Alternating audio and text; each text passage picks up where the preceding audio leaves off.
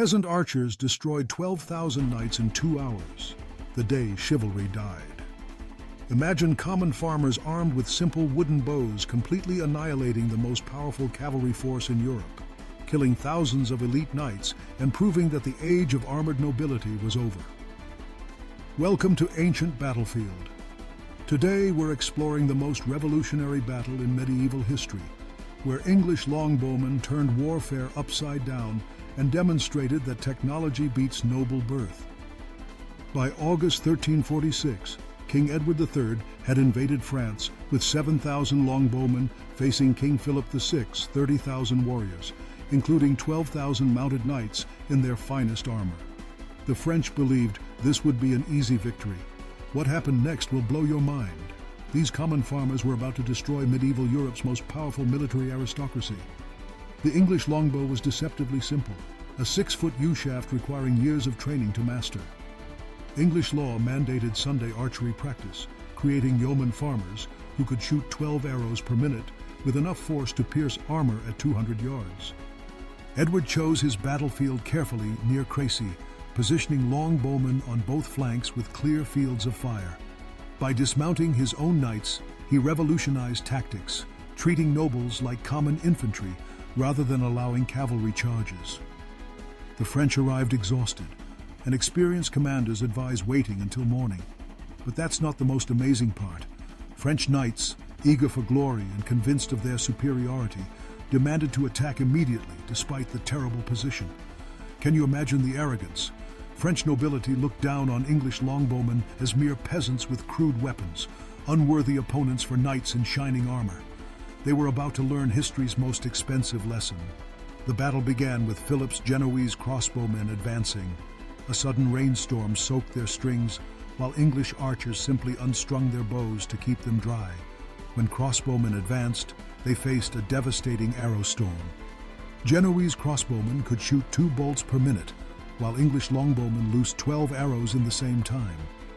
The crossbowmen broke and fled within minutes, running directly into advancing French cavalry. French knights actually rode down their own crossbowmen, killing hundreds of allies in their eagerness to reach the English. They charged directly into the most devastating arrow storm in medieval history. English longbowmen stood in dense formations, concentrating thousands of arrows on any battlefield section. As French cavalry charged uphill, they met arrow volleys so dense that chronicles describe the sky going dark with shafts. The longbow arrows weren't just numerous, they were devastatingly powerful. Fired from bows with 150 to 180-pound draw weights, these arrows pierced plate armor, killed horses, and wounded knights through their supposedly invincible protection. The French made at least 15 separate cavalry charges that afternoon, each ending in catastrophe. Knights and horses fell in heaps, creating barriers that hindered subsequent charges. The battlefield became a killing ground where French nobility died by hundreds while English arrows continued falling. Here's where it gets really interesting. This wasn't just military defeat. It challenged the entire medieval social order. Common English yeomen were killing French nobles by the score, proving expensive armor, noble birth, and knightly training meant nothing against superior technology. Over 1,500 French knights and nobles died at Crécy.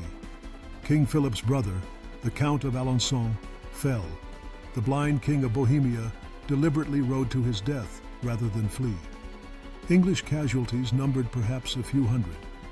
Crécy proved that infantry with projectile weapons could dominate cavalry, that common soldiers could defeat noble knights, and that technological advantage mattered more than social status. The medieval world had been turned upside down in a single afternoon. The Battle of Crécy, where peasant archers destroyed French chivalry, remains history's most revolutionary military engagement, proving tactical innovation and superior technology could overcome traditional military superiority and noble birth. What do you think was the most revolutionary aspect of this battle? Let me know in the comments, and subscribe for more game-changing moments from Ancient Battlefields.